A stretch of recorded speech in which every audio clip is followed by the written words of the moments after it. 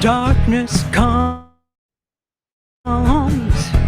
and the shadows appear when my heart is failing, when hopelessness is in the air and my back's against the rail. I can't talk, can't walk. Mine says I've already failed. That's when I remember false appearances invading my mind. Sense bases and all their projections locking me in space and time. Accommodating what the day brings, free from attachment to the outcome, rest in equanimity, based on true reality. I can overcome adversity. Never lasts, but tough people do. If I incline my mind this way, I change my midnight entity as I remember false appearances invading my mind. Sense spaces in all the projections locking me in space and time. I don't know the outcome, but my mind says it's gonna be crazy. But Dharma says, see the alternator, and it won't faze me. No, it won't faze me. To soar above conditions, watch what you think about. Work on solutions to your problems. Don't be hindered by doubt. Handling the ups and downs of life becomes a skill we master. Knowing everything is temporary dispels the darkness faster. Always remember illusion, false appearances invading my mind. Sense spaces in all the projections locking me in space and time. It's just an illusion, false appearances invading my mind. Sense spaces in all the projections locking me in space and time.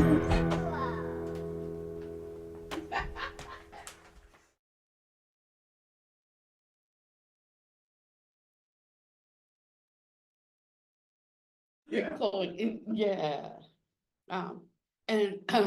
So I wrote that song about 2 months ago, just from the Dharma talk that I'm going to try to share with you today, that came out of a particular teaching in our Tuesday and Friday class.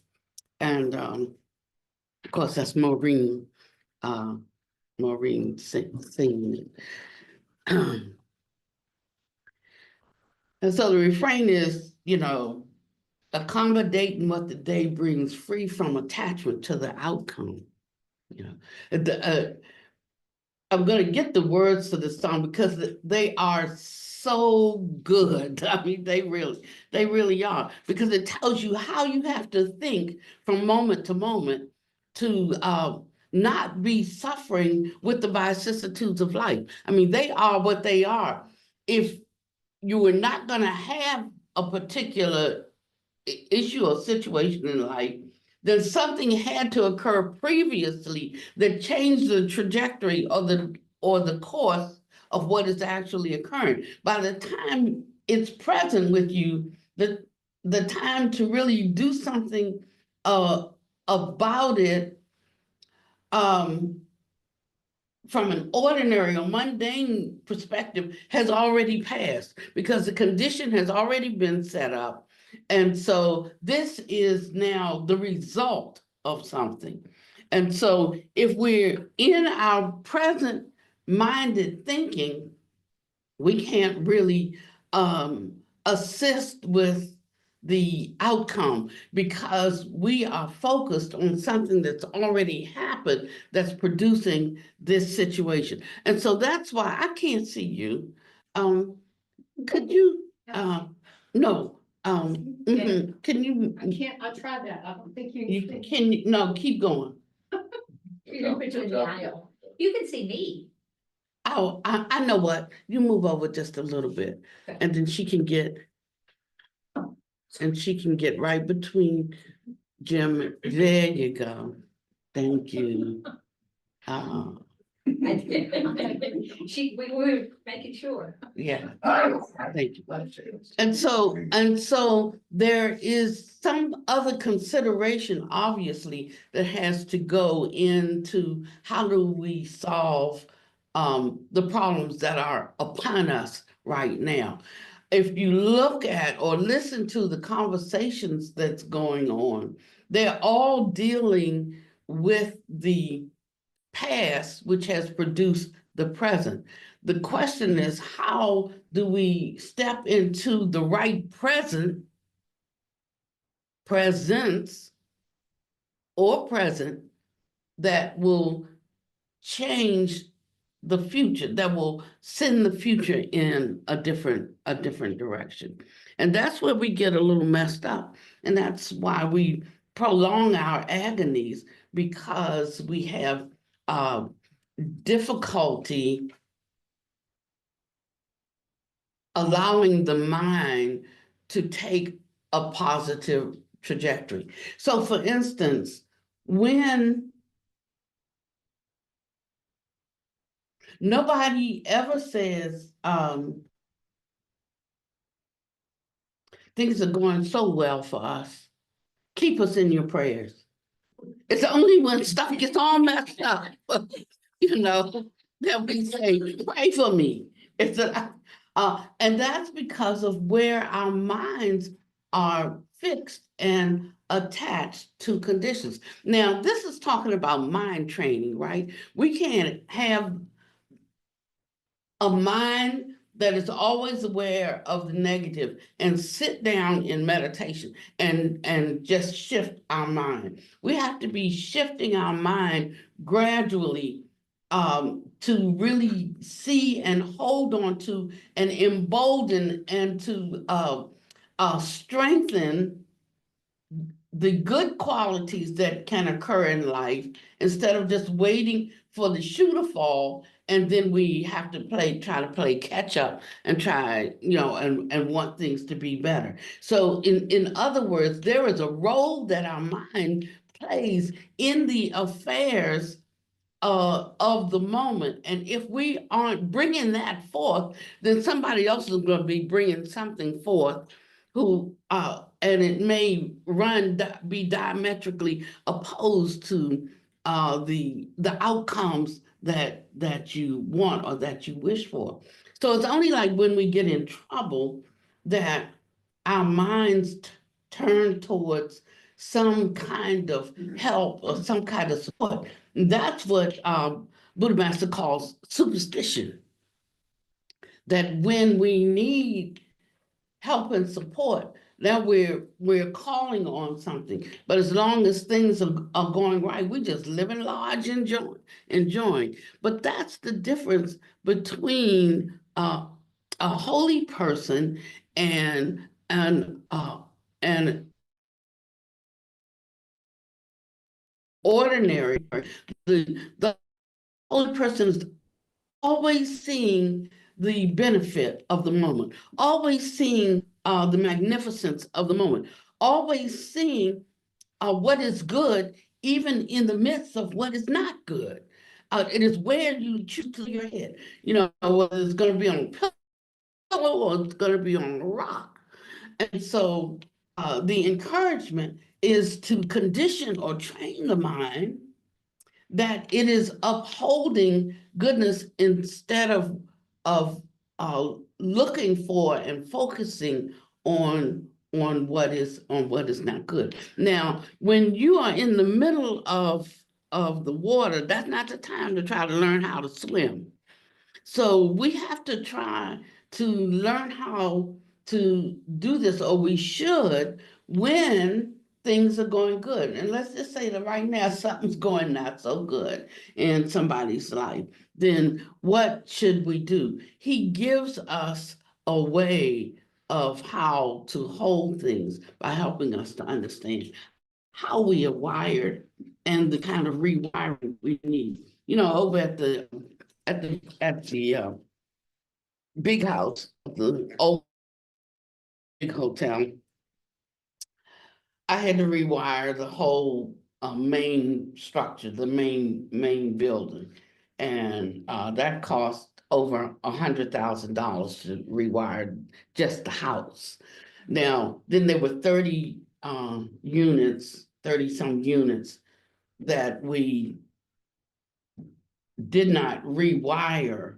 We like changed outlets. They said, you don't have to rewire these, just, oh, I'm like, oh, goody, goody, goody. So we just changed the maybe the outlets and put the 3 prongies with the circuit breaker, and the circuits were flipping all the time. You know, it would have just been easier wiring, but just thinking about the cost, I was so happy, you know, that I didn't have to rewire them, but it was a headache all the time, something going on. One of them even melted one day. Somebody had a heater plugged up and it just melted in the wall. And that's kind of how we do. When we are encountering situations in our life, we try to band-aid them and make them, because we want them to be better. But there was some infrastructure work that needed to be done. And if that was done, then this situation would not come up, would not arise. Now,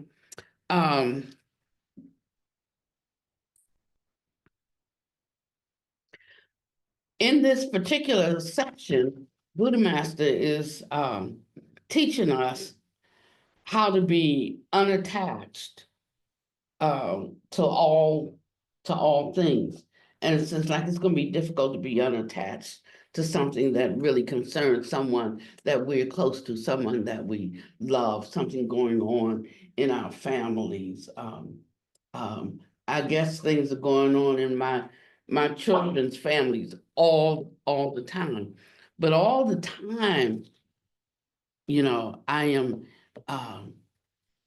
when I say in prayer about them, or if I say that I am thinking about them, I'm thinking about them in a certain way, and I'm making uh, offering aspirations over their life all the time, you know, as a way of fortifying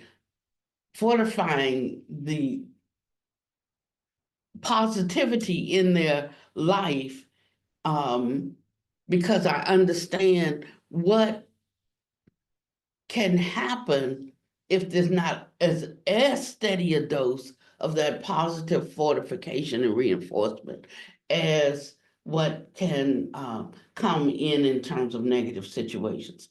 So by that I mean, I'm not just looking to support them at what's not happening, but I'm speaking things into their life all the time. And they don't even concern me. They don't need me. I mean, they have their own life. I didn't want my family interfering in my life, and still don't. And so when they call me about something that they're concerned about, I just tell them, you don't have to, you know, concern yourself about that. It's my life. The same way I let them live their life. It's not good, but that's my view, that's my perspective of it. But I give them the freedom to live life the way they choose to live life. And I don't worry. I don't worry about them. If they call me and they say, and then sometimes they do, they say, Mom, pray for me about this. And I'll say, okay. And right then in that moment, or as soon as I hang up, I'm praying for them about that. I'm making it, I'm speaking into their life, and that's it. I'm done. I'm done with it. Because if I carry it any longer than that, now I'm bringing my mind, my wish, my fears. I'm bringing all of that into the mix, and I'm basically nullifying what I've done with my own attached thoughts and views. So this is difficult for us because we think we need to by our so much holding it, so much is gonna be done. But it's not in that way that things happen in this world.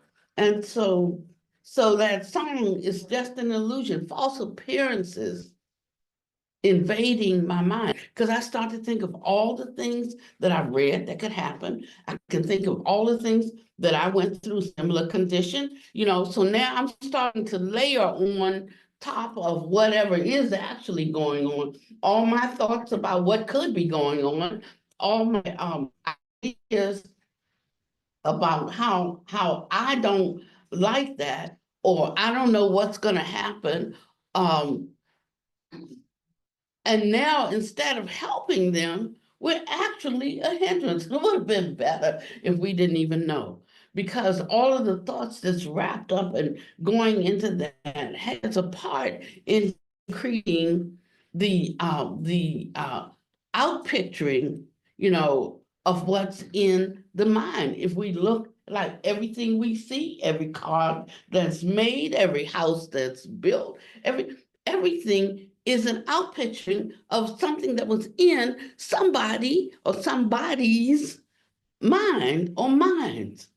And so we have to be able to clearly see the connection with outcomes and mentality, with how the mind is directed and what the mind creates that produces things out here in the outer world. And so he says, until you can develop yourself. And that's what cultivation is all about, developing yourself so that instead of us having to have so much of a reaction to things happening in the world, that there will be the thoughts in our mind that change the nature or the structure of appearances that we see.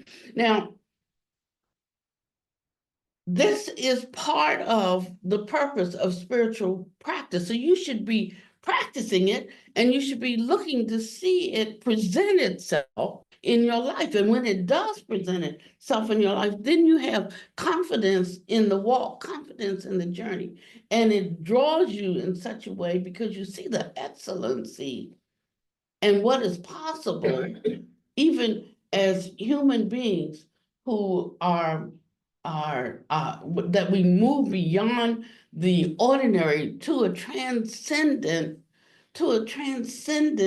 um, space in our life, a kind of transcendence. Transcendence meaning overcoming, so there is the capacity to overcome adversities in our life. And overcoming an adversity doesn't necessarily mean the adversity is not there, because if it's not there, you're not overcoming anything. And so we have these vicissitudes in life because of karma or causes and conditions that have placed us in this sphere. But we're not going to get out of them somewhere else. We get out of them right here. And that's what transcendence is. And that's the purpose of studying Dharma. That's the purpose of putting into practice what we learn, and determining for ourselves whether this is true or not by what happens in our life. Now, anything else we're doing in life, if we try A and it doesn't work, we try B. And if B doesn't work, we try C. But when we get into spiritual practice, we try A with a lackadaisical attitude, and it doesn't work. Then we're like, oh, that doesn't work. And we're done with it. But if we could see the benefits, so I'm gonna try to read a little bit about what share a little bit about what Buddha Master has to say about the mind. And we think it's so much sitting in meditation, meaning just sitting with eyes closed and not talking, that we're gonna awaken to some degree of mindfulness. But it is not that.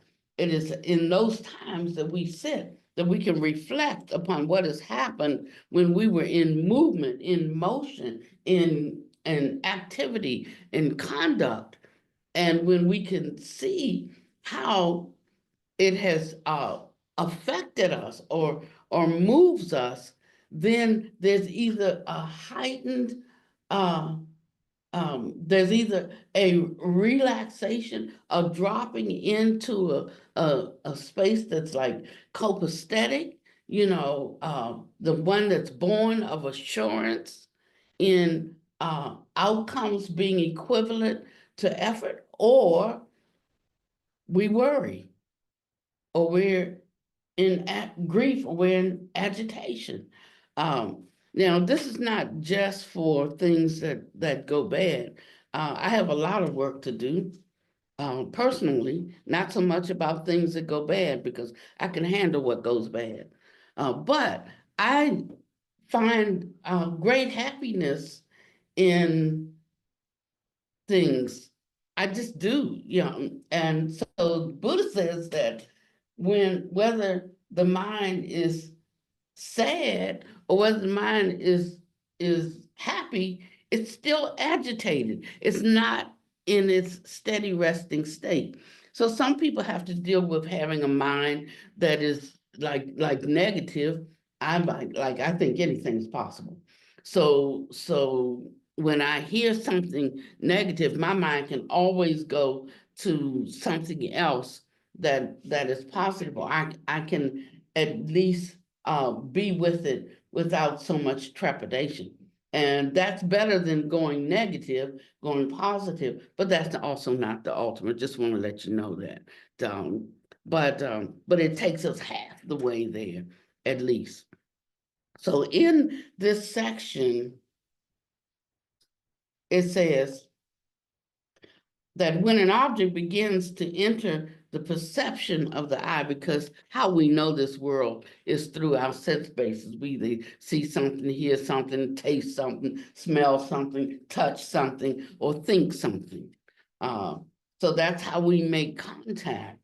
So when people with a certain degree of cultivated power do differentiate which one is before and which one is after.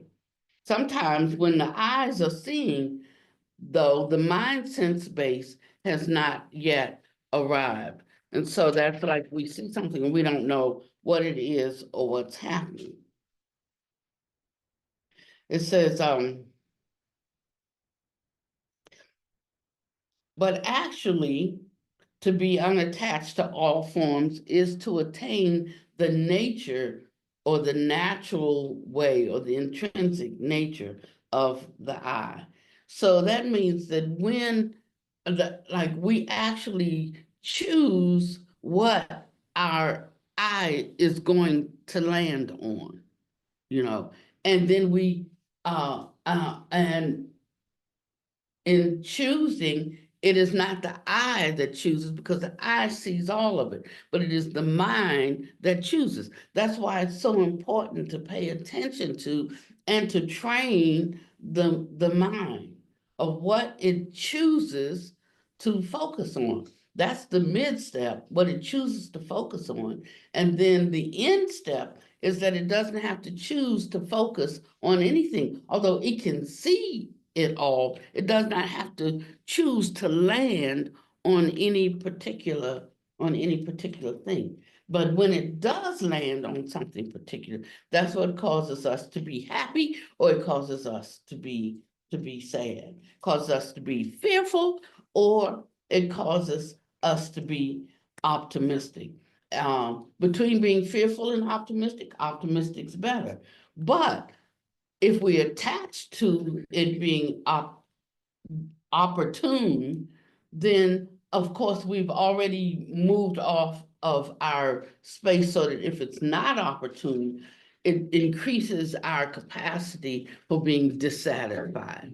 So that's the thing about being too happy over things. It sets up an opposite. You cannot have a thing without having its opposite. But when it's neither this nor that, or we're seeing it as both this and that, then that's when we're in that space of non-attachment. Doesn't mean non-attachment doesn't mean that we don't know anything.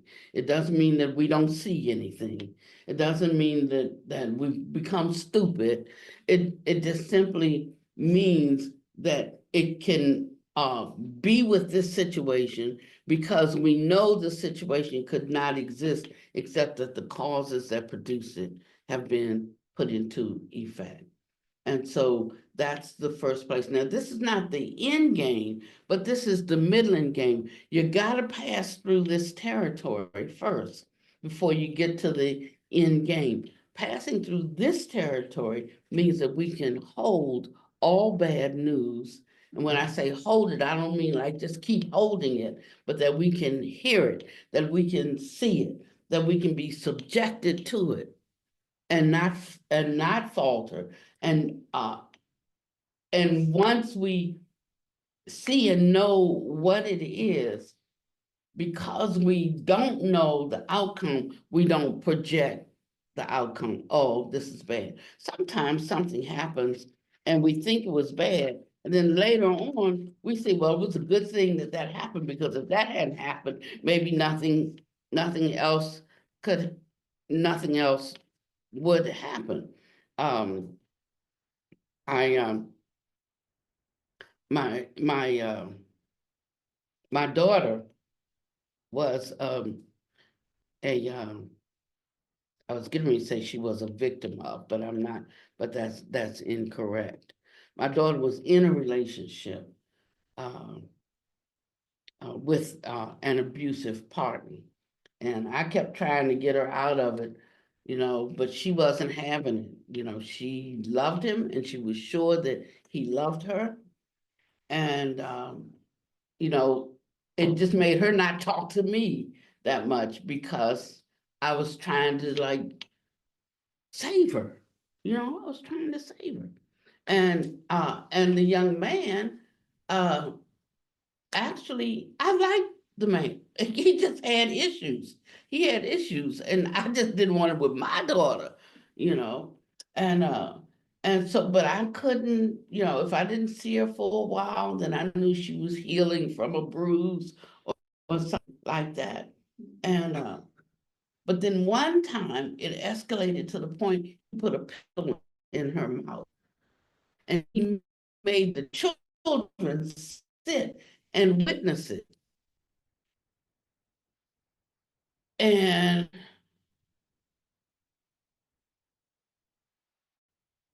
when she called to tell me about it, I thought that was the worst thing, you know. But it wasn't the worst. Actually, it was the best, because that's when she came to the conclusion that she needed to get out. I couldn't take her out, but that's when she came. So the worst thing actually was the best thing. You see what I'm saying? And so, and she got out. And I said, when you're ready to get out, you call me and I'll be right there. I'd moved halfway across the country. But when she made that phone call, in 2 hours, I was on a plane. And I said, I can't do anything. But when you're ready, you pick up the phone and you call me and I will be there.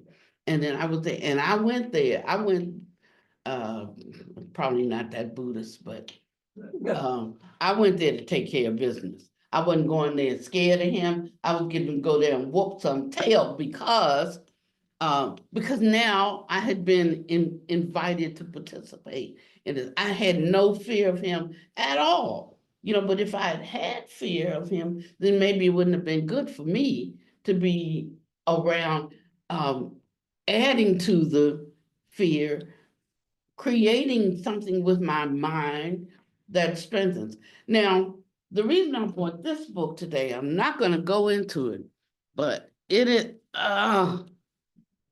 this is the connected discourse of the Buddha. Deeper loved this book. And he liked it because it just gives you a line. It's not going into a whole lot of detail because inquiring minds want to know. It just gives you a line, that's it. And you just have to work with that line until you understand it, till you penetrate it, till you agree with it. Because he was a man of few words. Right. And so he loved this because he could read one line and say, I'm done. That's it, go home, practice that. But I like it because it talks about they connect the teachings around topically. So if he was talking to bhikkhus, they're all in the connected sayings. If he was talking to yakshas, they're all in one. If he was talking to devas, they're all in one section. If he was talking to brahmas, they're all in one section. But what I like about it is the sections. He's not just talking, that's why they call him the teacher or trainer of gods and men, because he talks about other classifications of beings in here. So those who say that this is all about a human experience and these are allegories and these are stories, these are where the different kinds of classifications of beings would come and inquire, and he would teach them. So when one denies the presence of other beings that we symbolize through different images symbolizing their qualities, we should know that these classifications of beings do exist just as much as we exist. But they exist not just in whatever worlds they live in, but there's this overlapping. So a lot of them live right here.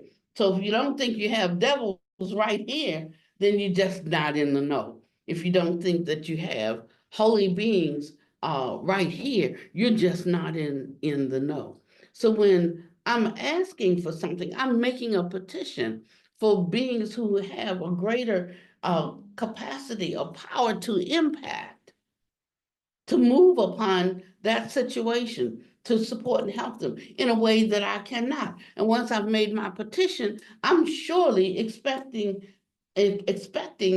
that to happen in a way, in conduct with their state, their level of wisdom. Because like, I don't know what to do, but I'm asking, and many times and that's really what prayer is. One is we're clearing the fart out of the room by opening the window, and that's using our own mind to speak something into that space, and then asking the accomplished beings who have the capacity, to interfere on their behalf. And that's why bodhisattvas are so important. And that's why we undertake the bodhisattva vow to save all living beings. Now, part of this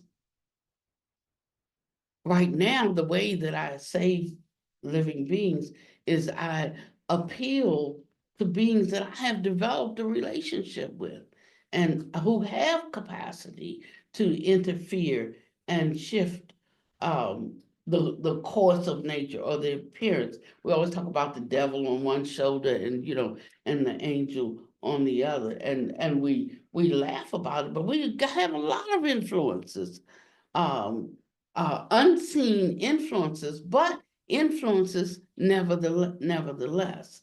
And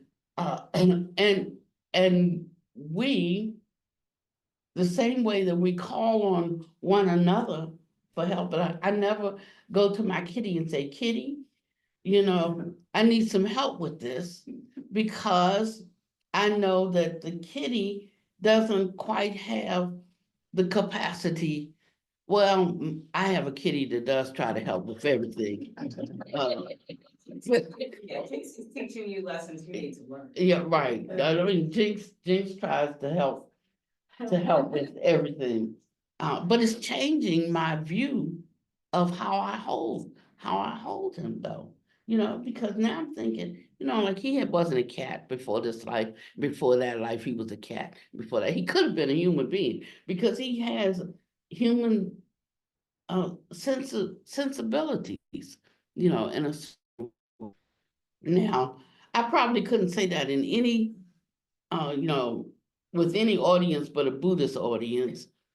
But it's really true. I see him thinking sometimes. I mean, like you could just sit there and watch him, and he is thinking about what he's gonna do, um, or what he wants from you and how to get it from you.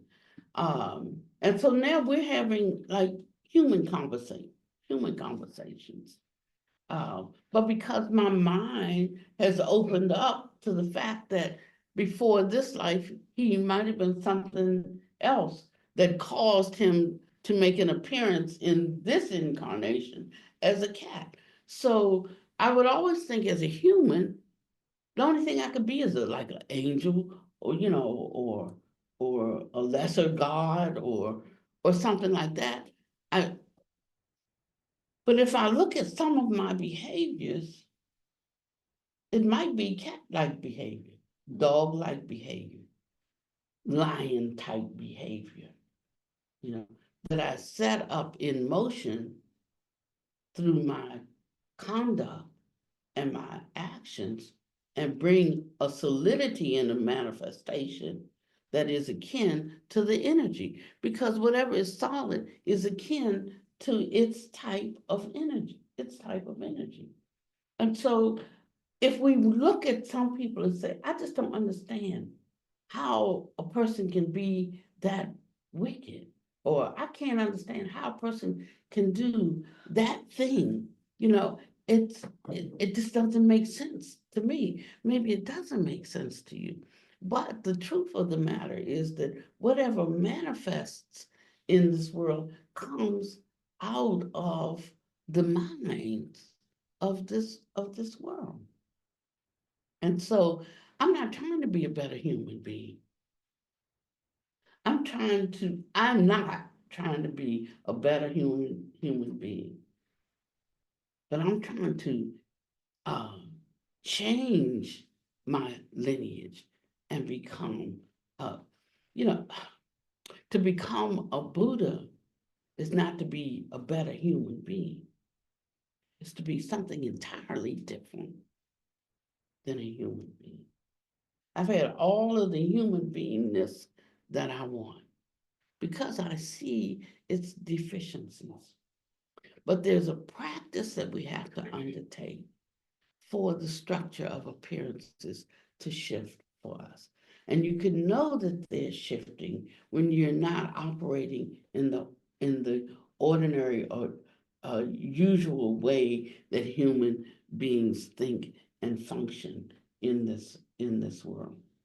So when I'm challenged by something, I ask myself, how does a ordinary human being act?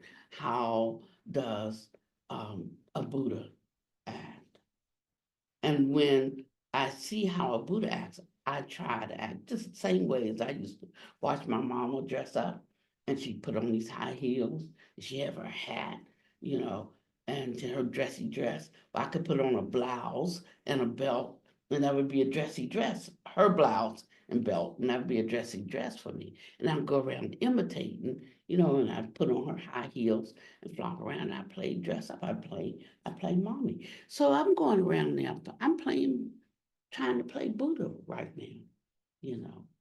But there'll come a time when I'll grow up, I can actually be that, because I have turned my attention towards those habits, those ways of being, those ways of looking at things, those ways of understanding, even when I didn't fully understand. Buddha said it, and so I just keep reflecting on it, reflecting on it, reflecting on it, and then something shifts in my mind. You know, whenever we hear new information, it's hard for us to accept it because we like to go with the known, what I already know. I don't want to learn something new. I don't want to have to try to do something different, you know. But we like abiding with the known. And that's why we learn so slow. But children, their capacity to learn is unbelievable. But that's because they're not clinging to the known. They're inquisitive. They're wanting to know, especially if it's something that we say is good, then they want it. They don't know whether it's good or not. But if we say it is, they want it. That's how I would trick my kids into eating vegetables, you know, because people think like the kids, like they don't want to eat their spinach and they don't want to eat their cabbage and they don't want to eat their greens and they don't want, you know. But I would always make a game about how good it tasted. And so they came up thinking it tasted good. I came up thinking it tasted bad. That's why I knew I needed a different tactic for them. And so we have to employ a different tactic than our parents used, a different tactic than what's going on right now in the world. We have to relate in a different way. But to do that, we have to know that there is power, there is capacity in the way that we act. I always say that, you know, bad people, they're bold because they believe their badness works. But good people don't have that much confidence in goodness. That's why, like, we'll be good for a while, and if that doesn't work, then we turn bad. Because we actually have more confidence in badness working than goodness. You have to ask yourself, is that you? If I start getting overly upset about something, so that, you know, I've already tried to be nice, I already talked kindly, but now gloves coming off, then I have to stop and ask myself, now, where am I now in my mind? What has shifted in my mind? Now, I like this couple right here, one sitting on the front row, one sitting on the back, Jim and Corrine, you know, because they're always like singing just these nice little Hindu songs, and I mean, they're just like Positive.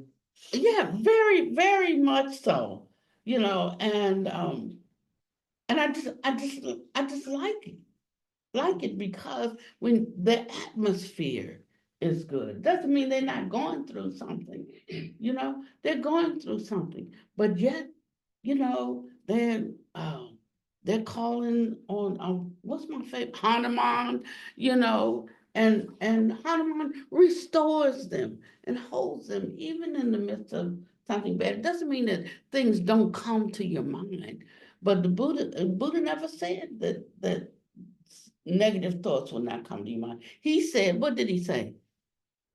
They would not invade the mind and remain. Would not invade the mind and remain. And so when they invade the mind, if we don't latch around, hold to them, they can't stay. They cannot stay. What? To just know that is so awesome. To just know that the only reason that the negative thoughts remain in our mind is because we latch on to them. They do not latch on to us. Says that they can invade our mind, but they can't remain. To make them stay, we have to keep recalling the situation. We have to keep thinking about it. We have, that's the only way we make them stay. We have to keep reliving it. We have to keep telling the story. We have to, because they won't stay.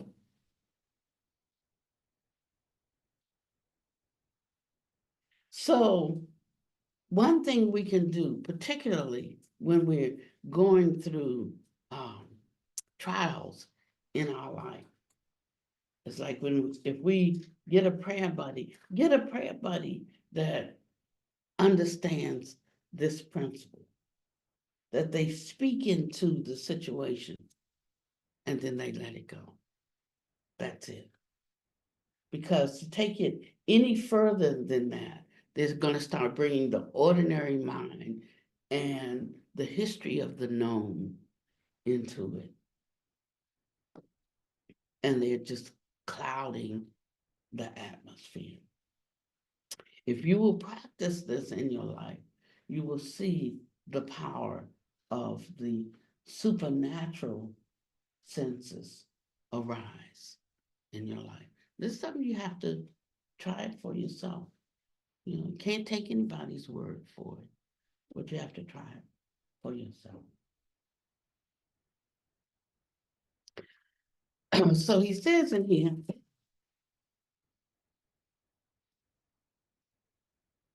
I'll put a piece of paper in my marker, and then I'll move the paper to talk to you about it, and then I don't know where the page is.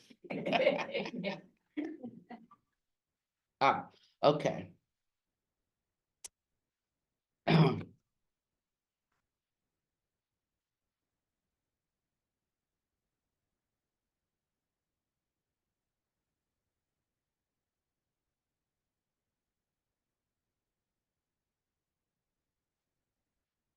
The mind consciousness differentiates based on objects. Some people say, oh, so-and-so is so clever. He has such a quick reaction. That is the act of an ordinary person. The cleverness of holy people lies in their intrinsic nature. They simply do not need to react. And without any action, they know what is happening. They know what you're doing. As soon as you finish speaking, they're already completely and thoroughly aware of how to respond. Because that awareness is being accessed at the same time you are speaking. So their reaction is a number of times quicker than yours. This is how they act, which is a totally different matter. But the reaction of ordinary people is such that they can react only after their mind sense base catches up with the other sense base. So they first use their eyes to see something, and then the mind consciousness then immediately differentiates.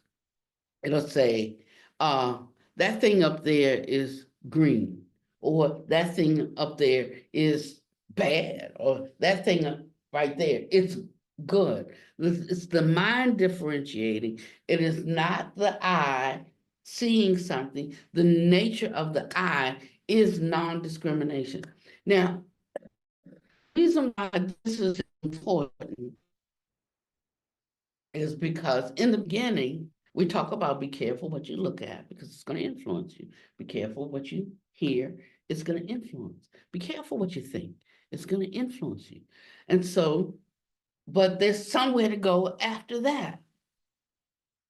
And this is where to go after that. Let's say if I'm going from here to the corner and I set out this door, I've done a good thing. I've left the house, I've left the building, I've gone outside. But if I don't keep walking, I'm never going to get to the corner. So a lot of times we leave the building, we step outside and we don't do anything else. And we wonder why things are not working. It's because you only executed part of the plan. Part of the plan is you got to leave the house. The other part, you got to keep walking to get to the corner. So this is the keep walking part. Be careful in the beginning, what you see, what you hear, what you taste, touch, smell, or think. It influences you, but it's pulling on factors that are known. So it's not immediate to what's happening right now. It's going into past tense, into something that has already happened, already occurred, and it's bringing the results of that into the present moment. But he says, no, first, use the eye to see something, but then what's actually happening is that the mind consciousness is what is differentiating. And the mind consciousness relies on the known, what has already happened. That's what it relies upon. Okay. And so the mind sense base looks at all the things that you know, and it selects what it thinks is happening in this situation, and it plugs that in. But he says that if the mind does not differentiate, then that is called nature. So it means that we see things, but we don't have to name it as something that is already in the happened, and we say this is that. It can be very difficult because we're trying to figure out how to help, right? We're trying to figure out how to help. And that's what the mind starts doing, trying to figure out how to help. And then it spends so much time in the is it this, is it that, the woulda, coulda, shoulda, the I don't know. And then it ends up not being able to help at all. But if we want the insight of prajna, the insight of wisdom to come into a current situation, we have to be willing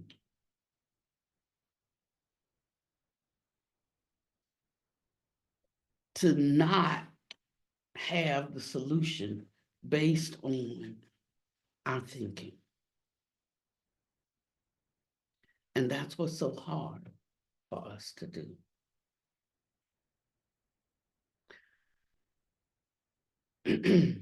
Says if the mind does not differentiate when the other sense base comes into contact with a sense object, this is called nature. Now, this explanation is very easy for you to understand. Not very easy to do. It's very easy. I mean, I hear the words coming out of your mouth, but it's not easy to do. And that's called cultivation or practice. When, if we understand it, then in the moment that we're called upon to do it, can we do it? In the moment when the worry is coming up, because I can go through all the possible consequences, right then, can I deliberately choose to not choose a possible outcome from my experience, but can I influence this situation by waiting for prajna to reveal to me what is what, and by just pulling back on my attachment to it so that I am not suffering. If I'm suffering over it, I can't help you. I cannot help you if I'm overtaken, overcome by whatever is occurring in your life. I just bring more suffering to that situation with my own mind.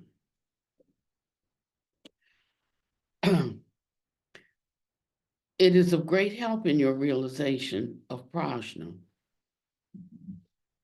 even though these words are simple. They are great help in your realization of prajna. So you see, it's about realizing something, not making up a consequence, but to have the direct experience of what is happening and what is the solution. And so you can't act if you don't actually have that in real time. You can only guess. You can only try to do something. But he's talking about having a capacity to enter into a certain state that is called utilization of the transcendent sense basis. Utilization of transcendent sense basis.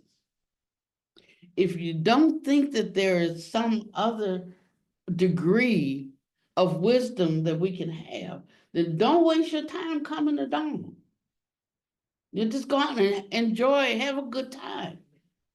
Because it's a waste of time. Because this is all that he's going to teach you about. You know, how to enter into the utilization to be able to use, utilization to be able to use transcendent sense consciousness. And transcendent, part of that means the capacity to overcome something, to act upon it in such a way that it changes the conditions that you want changed, brings a force, a power, a reckoning that allows that to happen. So he says, don't understand what non-attachment is. It does not mean that you see something, but you don't know anything about it. It doesn't mean that. It means rather that every participating sense base has a clear understanding without the slightest discrepancy. And he says this could be like understanding a mirror, the purpose of a mirror. A mirror reflects things. All material objects are reflected in the mirror. But the mirror does not differentiate. It does not say this is good, this is bad, this is green. The mirror doesn't do that. The mirror simply reflects the scene. It is not the case that it does not reflect the scene. The scene is taken in and it is reflected by the mirror. The next time somebody calls you, with an unfortunate circumstance, this is how you can help them. It says that you take it in simply like a reflection. There's no differentiation in the reflection. If you put something in the range of the mirror's reflection, then it will be in the mirror.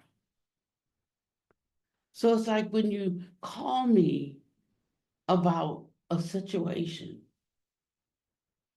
I am reflecting that like a mirror. However, I don't have a mind, for the outcome because I'm not attached to it. You say, oh, that's because it's not your child or because it's not your. No, that's not true. That's not true. If anybody knows me here, they know that that's not true. I'm simply reflecting the movement, but I don't have a mind that differentiates about it. And that's why I don't suffer. And that's why if they call me, I can respond without any baggage. That's why after reaching this state, not before, but after reaching the state of non-attachment that I've been talking about, you enter into the utilization of transcendent sense basis. And here they talk about the supernatural powers. That's why you can't do methods to try to get them. It requires entering into a certain state. And when you enter into that state, you can see something, you can know something, you have an extraordinary capacity to function in the moment in a certain way.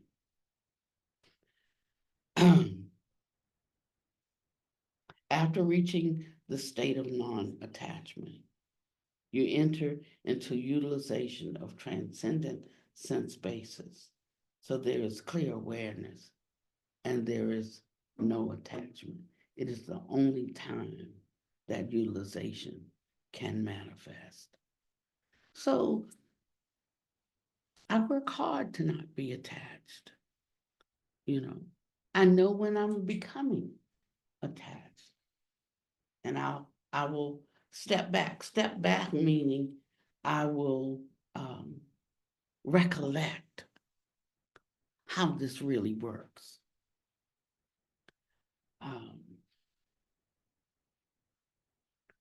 Last night I had a dream about Pannavati, and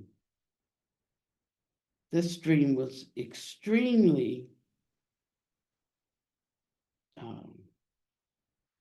real. It wasn't a situation that actually occurred in our life, but it was like the culmination of something that we had not attained together. And it was around a spiritual capacity, you know, and I woke up thinking that he's functioning in that now. Although I might not be functioning in it, but that he's functioning in it now. But, and so I was happy for him, because I felt that he had penetrated to a deeper understanding than I have around certain things. And I was happy for him, but it made me really, really miss him. And as soon as the missing him part started to arise, I understood what that was. You know, that was the mind consciousness getting all into the story. So the dream was the dream, or a waking dream, whatever happens out here is happening. But the minute the mind started to get attached or get into it, it started painting a connection that was not fruitful, had no benefit, didn't even have anything to do with the price of tea in China, didn't have anything to do with the dream. It just, the mind started going back to some place, you know, and I could feel attachment coming. It has a weight, it has properties, and I could feel it coming. And I said, no, I can reflect on that dream, but I don't need all of this other stuff. You know, I don't need to get into that feeling thing about it, you know. And just that quick, I could cut it off and say, oh yeah, that's right. And then gone. But it doesn't go like that if you don't practice it. You have to practice giving it up. But once you've given it up, you know that it's something that you manufacture. You bring it into the present. And you cause your own suffering. And you cause your own pain. Now, I'm not talking about if somebody's bombing you, or, you know, like you haven't eaten for a week. There are pains that go with that as well. Right now, I'm talking about how to have a free mind so that you are available in this world to others. Because one is not locked into their mundane sense basis, but know that there is, that one can enter into utilization of the transcendent sense base. A lot of times when I'm reading Buddha Master's teaching, as I'm reading it, I don't have a clue of what he's talking about. But because I don't try to attach it to something I already know, because I'm not wasting my energy in that area, trying to attach it to what I already know. I'm just staying right there with what he's saying. The understanding comes right in that moment when I'm reading it. When I'm hearing it, I used to listen to his translation tapes. The understanding comes right in that moment. It comes to me in a language that Pannavati can understand internally. And when I understand that, it helps me to look at what I already know and see where that now fits with the new knowledge that I just got. Instead of taking the new knowledge and seeing where it fits into what I already know. Go the opposite way. And that's how we will grow and develop and be successful in completing the path. So he says that if we understand that the mind can be like this, it can just merely reflect what is happening, then there will be no attachment. So if there's no attachment, then we could think this, that our bodies are false combinations of the four great elements. They're like a dream, an illusion, a bubble, or a shadow. Very soon, they will disappear in the process of impermanence. Therefore, in them, nothing is attainable. So you could say then there simply are no sixth sense bases. There are no sixth sense bases. There's no eyes, ears, nose, tongue, body, or mind. And that means that they exist only in a mundane, ordinary sense, but they do not exist in the ultimate or the transcendent sense. In the nature of emptiness, they do not exist. That is the way they are.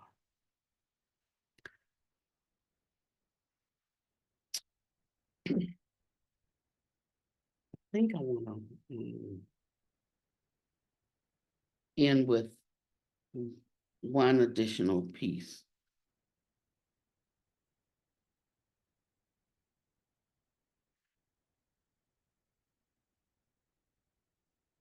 He calls sense objects as being defiled and filthy hindrances. Being defiled and filthy does not mean being mired in some dirty substance. Here, being defiled and filthy refers to avidya-based karmic forces since beginningless time. Good causes, bad causes, all seeds of karmic forces from causality. That is, the 6 types of filth forms: sound, smells, tastes, touches, and objects of mind are like dust.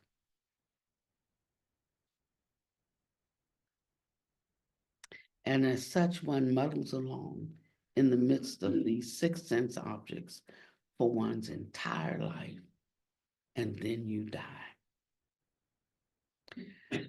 Now, as long as I'm thinking, I love how he puts it, because he says we think this is clean and this is dirty, and we have all these discriminations in our mind. But he said the way that we discriminate good and bad, right and wrong, it's such an elementary understanding. He's saying what you need to understand is that what is filthy and what is dirty is like our attachments to these six sense bases and their objects. That's what's filthy. That's what's dirty. And so we're working at being unattached to things, unattached to our views. There's no way then that we could love all beings except that we become unattached. I can think of a few that's hard to love because of their actions. You say like, hate the action, love the being. And there's human beings I'm talking about right now. So forget about other classifications of beings that might be hard to love. I mean, we have to have bodhisattvas that actually enter the hell realm because they have love for those beings. I might be scared of them. Someone told me they went to see a movie, and the movie said something happened. I got a phone call like yesterday. They were asking me a question about, have you seen this movie? I said, no, I haven't seen it. No, I don't. I said, what is it? She said, well, I like to know what your opinion is about it. And so I said, well, it's about these vampires and something. I was like, oh, no, I don't go see those kind of movies. I don't, I don't, because I learned something for myself about things. Just because I can't explain how something comes about doesn't mean it's not there or not happening. And I watched TV when I was a kid, and there was a particular show that I liked a lot. And I watched it, and this was on a faith healer.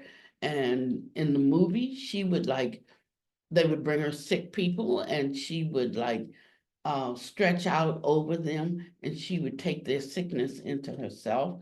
They would become well, and she would have the sickness, and then she did something that got the sickness off of her. But that was her work, that was her gift to the world. So one day I'm watching one of these faith healing shows, and she's doing that, and the person's sickness is coming into my body. I'm just watching it on TV. Some of the sickness is coming into my body. And so I said, okay, so I can't watch this because I don't understand what's happening, but I know that there's something happening over here. Well, right after that, I watch another show, but where a person dies, and I'm laying there on the couch, and suddenly I'm leaving my body. Right? I don't know anything about this. Can't ask my mother, can't ask nobody, because nobody is into spiritual practices that way. It's just me, 13-year-old or something, and I find myself somewhere in some space, and they're saying, not you. It wasn't for you. It's not your time. You have to go back. And so then I float back, and I'm into my body.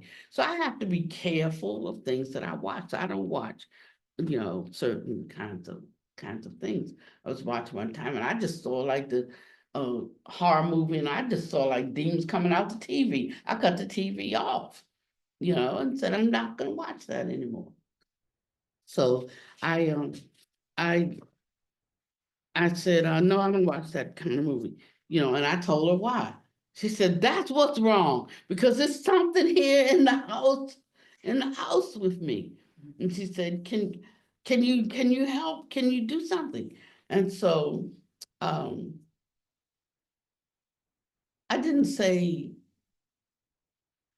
yes or no, or I said something not to say that I had power to do anything about it. What I have is to know what to mess with and what not to mess with, And because I understand categories of beings, I could call on a being who had a capacity to dispel that one,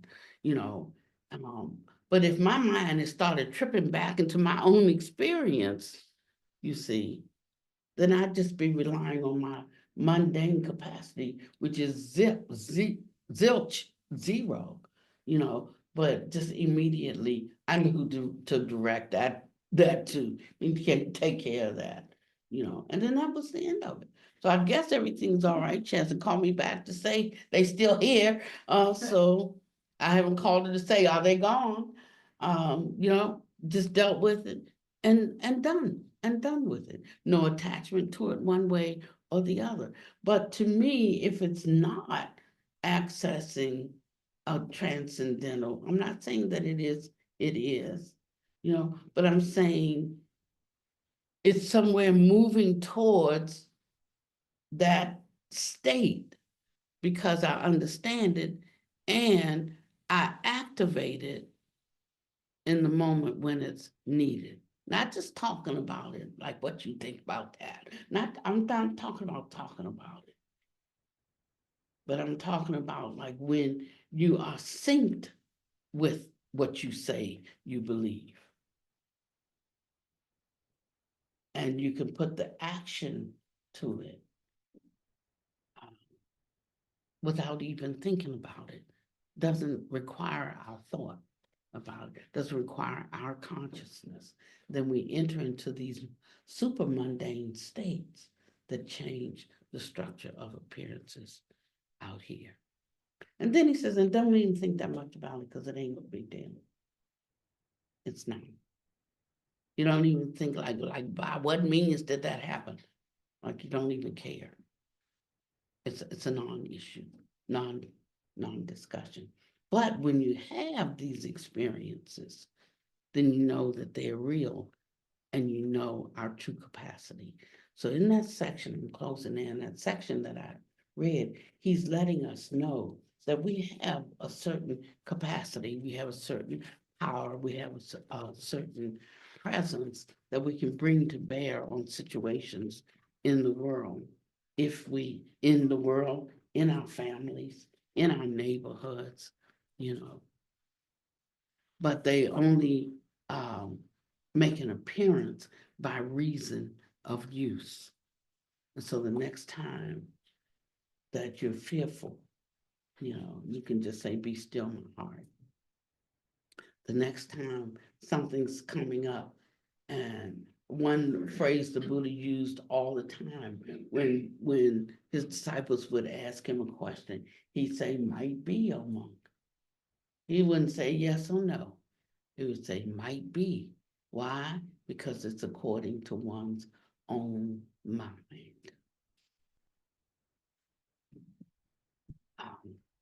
So whatever part of that you could utilize today to know your own power, we take that with you and use it this week.